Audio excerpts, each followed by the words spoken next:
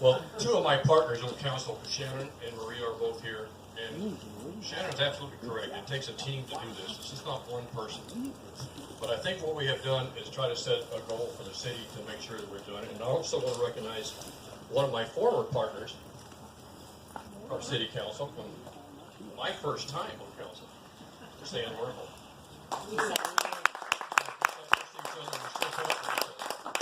But let me digress for just a minute on a personal note. Where I am today and what I do today is primarily because of one person.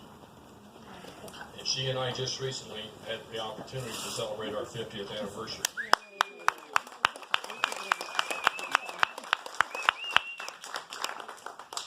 So Erica and I have been together a long time, and because of her support is why I'm here today. But what I would tell you is that whether we are here today or we're here tomorrow, the big thing is maintaining the security of the city. We have to be sustainable as we move forward, because it's not what we're doing just for tomorrow or next week, but what we're doing for the next 25 to 30 years. The investment the city has done, the fact that we have been very fortunate to bring in new development that is helping build our city for the long term, because remember, we're dependent upon sales tax. If we don't have viable business in the community, we have no way to fund the community. So we look at the opportunities that we have, and to Shannon's point, it is networking. It's getting out to know the people who might invest in it, but also keeping in mind the people who are already here. We have to make things available for them. So we've been pretty fortunate. Bill Christopher was my mentor when I first came on council. He and I have spent a lot of time on council meetings, headbutting, working together, cussing and fussing at each other. But for nearly 30 years, Bill was a part of this city to help get us started. In the 1980s and late 70s, when I first came to Westminster, we were nowhere near where we are today. The Westminster Mall was still there, early parts of it. That wall no longer exists. But it's the reinvestment of the people here in the city that will see that growth. Now, yes, we've had some challenges over the last few years of getting that restarted. In about 2 weeks, 3 at the outside, the first commercial product on the new downtown will break ground.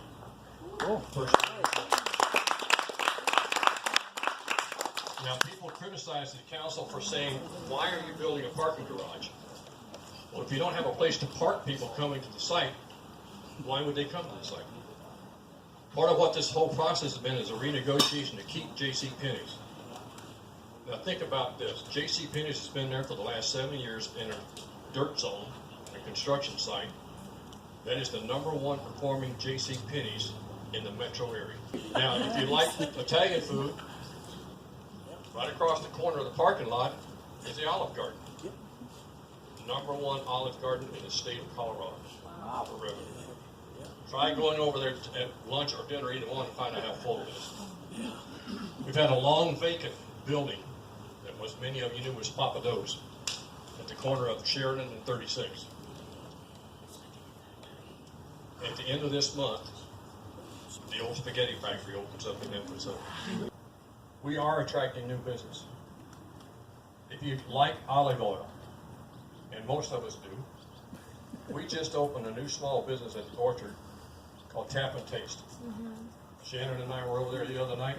It's a small business, local community, local family. They're Westminster residents. Both retired and decided they didn't like retirement, so they opened up their own business. Small business is an integral part of what we do. It's the heartblood of most of the economy that we have. So we want to see that. But again, with what's going on in Westminster, from water, which you know is a very important part of the lifeblood of this city, to the new building that's going on, and none of this takes anything short of time. It's all long term. You've seen a lot of stuff that's stagnant over at the Westminster site because some of these projects that we're going to see breaking ground later this year or in the first half of 2018 have been in the system process for 2 years just to get to where they are today. Putting together these multi-million projects, multi-million-dollar projects, is not something that happens overnight. Ed can tell you some of these in our government project. Ed and I were over at a groundbreaking just earlier this year with Ball Corporation. That's primary jobs. And they're reinvesting in Westminster because of what we offer here. 175,000 square feet of high-paid primary jobs coming to Westminster because of things that Ed does, what the city offers, and the relationship that we have with Ball Aerospace. Digital Globe is, Ed Mason, 2,000 employees located to Westminster in our world headquarters. Data Alliance, just north of them. When they opened 3 years ago, they started out 150 people. Earlier this year, we opened up their second building. Each building holds 500 employees. They're already asking us about a third. Trimble Company, right over here on the Jeffco side, started out, they are a GPS group for construction companies. Started out with a building for 500. We just got notice that they're starting their second building, another 500 primary jobs. This is why we are a growing city, and we are in demand. Part of what Shannon talked about is our culture that we are working with our regional partners. This is not just Westminster. We cannot be an island. We have to be a partnership. So whether it's the North Area Transit Alliance that we're a part of, or it's the US 36, which we were very involved in for the last 15 years of getting that highway expansion and getting managed lanes put in. We're doing the same thing on I-25. What we are not done with is RTD.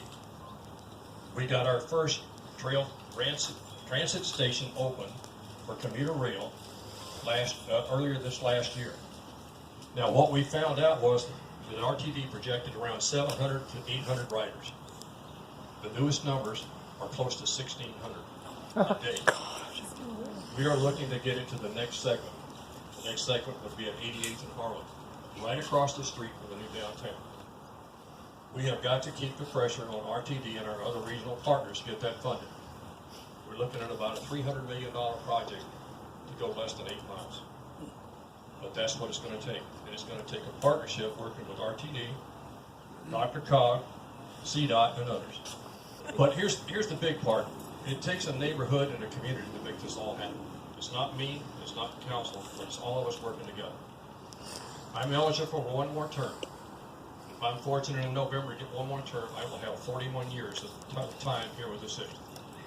And at that point, I'm giving it to Shannon Maria. I'm going to go find a retirement.